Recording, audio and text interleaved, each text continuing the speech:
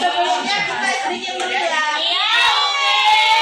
1, 2, 3. Tepuk 1, tepuk 2, tepuk 3, tepuk 4, konsentrasi, tepuk 5, siap belajar, tepuk fokus, melihat, mendengar,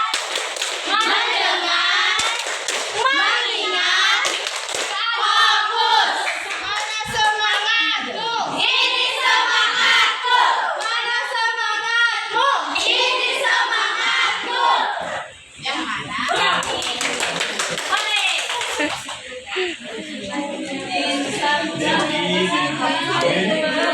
Lanjut. Sejarah peradaban Islam.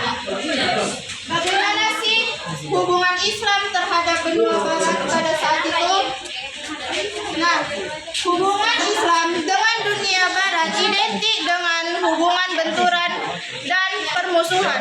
Barat ini senantiasa menyebarkan hal-hal negatif terhadap Islam dan pemeluknya. Nah, yang pertama itu ada berkembangnya Islam di benua Asia. Menurut Thomas W. Arnold, yang paling awal itu di Asia Tengah, Persia dan Asia Barat. Selanjutnya itu penyebaran secara berangsur ke daerah Mongolia, India, Tiongkok dan Kepulauan Melayu termasuk Indonesia. Nah, di sini ada beberapa negara Islam yang ada di Asia. Yang pertama itu India. Islam masuk ke India itu pada abad ke-7. Yang kedua ada Pakistan. Negara dengan kedudukan Islam terbesar di dunia. Yang ketiga itu ada Tiongkok. Islam masuk ke Tiongkok itu pada abad ke-10. Yang keempat ada Malaysia. Penyiaran Islam maju lebih cepat pada masa Sultan Mansur Shah. Nah, yang kedua itu ada perkembangan Islam di benua Afrika.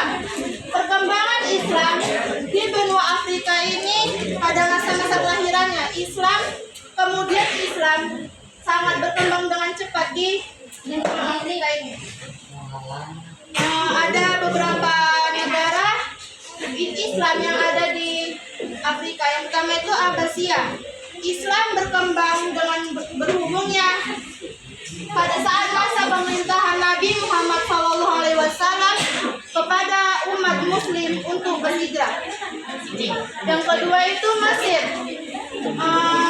Islam berkembang lebih cepat pada saat diangkatnya Amr bin As sebagai gubernur Mesir. Yang kelima itu Afrika Utara. Pada tahun 23 Hijriah atau 644, tentara Islam pun mulai masuk ke negara Afrika tersebut. Sekian.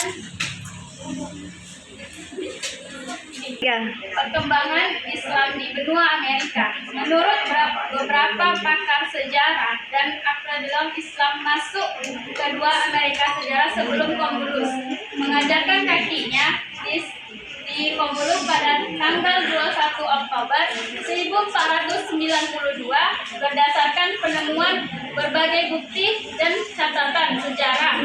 Pada pakar tersebut memikirkan bahwa agama Islam sudah dipeluk oleh sejumlah suku India Di antaranya itu suku Pelagius dan Artorium sejak tahun 900 Masehi. Yang kedua itu perkembangan Islam di benua Australia. Kehadiran Islam di Australia menurut Ridwan sebenarnya sebelum masa penyelesaian Eropa, Indonesia adalah yang pertama memperkenalkan Islam ke Australia pada abad ke-6 nelayan dan makmur. Yang ketiga itu perkembangan Islam di benua Eropa. Sejarah singkat perkembangan Islam di Eropa bermula dari penaklukan Semenanjung Andalusia atau Spanyol di bawah pimpinan Tariq bin Yazid pada tahun 93 Hijriah atau 71 Masehi. Penaklukan ini terjadi pada masa pemerintahan Khalifah Wahid bin Abdul Malik pada masa dinasti Umayyah. Untuk itulah mulailah berpusat di Semenanjung Liberia, Spanyol, Rusia, dan Inggris.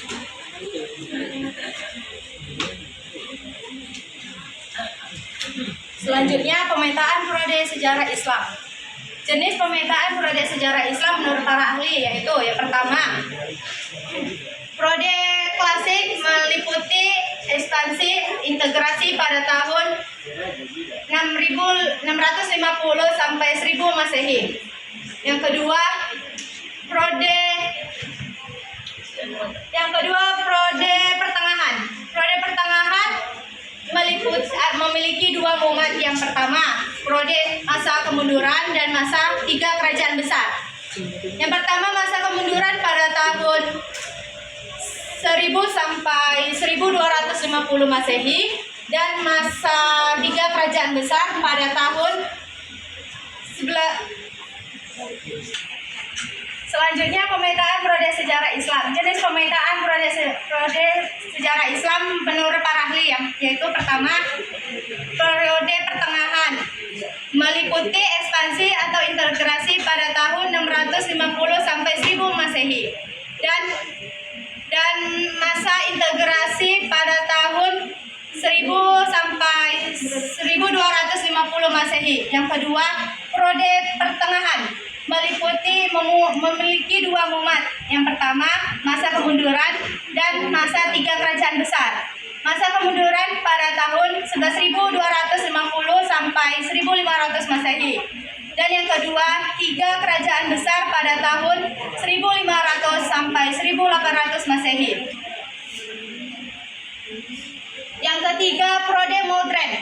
Periode modern pada tahun 1800 sampai sekarang adalah periode perkembangan umat Islam. Tiga nama cabang keilmuan. Yang pertama, ada Al-Batani dari tahun 858 sampai 929 Masehi. Al-Batani adalah seorang ahli astronomi dan matematika. Dan yang kedua, Ibnu Sina. Ibnu Sina pada tahun 980 sampai 1037 Masehi. Beliau adalah seorang ahli filsafat dan kedokteran. Yang ketiga, Ibnu Rashid. Ibnu Rashid adalah seorang ahli filsafat, kedokteran, dan fikih. Cabang keilmuan yang selanjutnya, perkembangan budaya dan seni dan arsitektur. Contohnya, Taj Mahal di India. Yang kedua, Masjid Cordoba di Spanyol. Ketiga, Masjid Ahmad Sultan di Turki.